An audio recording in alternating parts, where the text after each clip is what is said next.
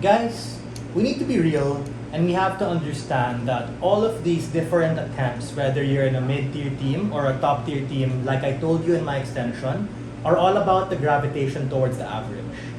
We bit the bullet and we tell you that on average, on a top-tier team, you're already significantly better and more set up for professional and personal success, even though you're not unable to be GOAT, MVP, or win the world championship of your dreams. There are three reasons why our side takes this debate. The first is in terms of the comparison of risks versus opportunities. That's what this debate is about, and that's why it's an actor motion about why they have to make certain trade-offs.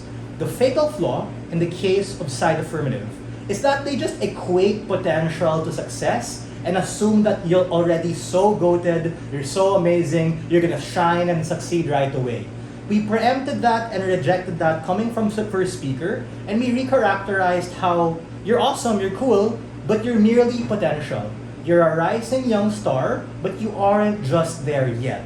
That is to say, you need to make a strategic decision in your professional career on how you can hone that potential, lead to growth, and have a higher probability chance at reaching your dreams, even if it will take longer on our side. That's the trade-off we were willing to make it, right? Because on their side, the comparative is, yay, you're gonna get lots of playtime, you're gonna play so many games, you're gonna get so much sponsorships. Sure, that might happen in the short term, but what happens when your mid-tier team now has to face the top-tier team in the playoffs? You're probably gonna lose, right? That's why it's called an upset when the football teams they mentioned are less likely to win towards Chelsea.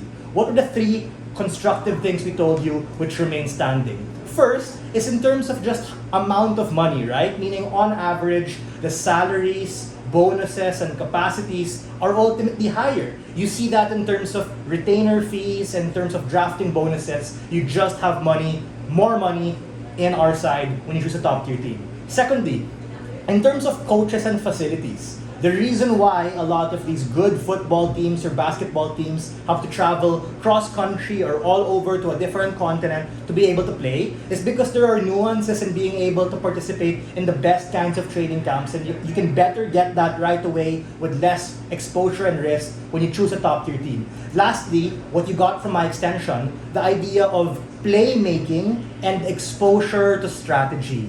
That is to say that even if you're benched, it's still better to be a bench player in a top-tier team because your time will come, and even if that doesn't come, you're still able to get a lot of money and resources, and that's where the idea I told you stands, wherein people can rally for you, the fans, assuming you're that good. But if you're kind of mid, on both sides, you're gonna be less off, and on their side, you're gonna be worse off. Secondly, in terms of comparison of average outcomes, right?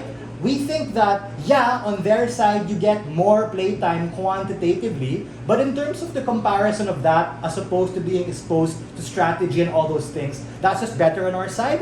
But we think that the pressure you get from a top-tier team and the lineage is so much better because of the capacity to get second chances. If you fuck up in a mid-tier team, you're automatically or more likely seen to be a shitty investment and less likely to get a shot. As opposed to in a top-tier team, wherein from the get-go, the bar is lower and ultimately you have less to prove. So the point in which you do become successful, you get more sensationalized by media, you get more sensationalized by fans. And lastly, as in the worst case outside your professional career, we think that the opportunities in employment that you get when you're associated with a top-tier team allows you a better trajectory and runway to be a manager, a part owner, a coach, etc., as opposed to in a mid-tier team where sure, those can still happen, but again, on average, less pay, less opportunity, more risk. So for all of these reasons, we take this debate.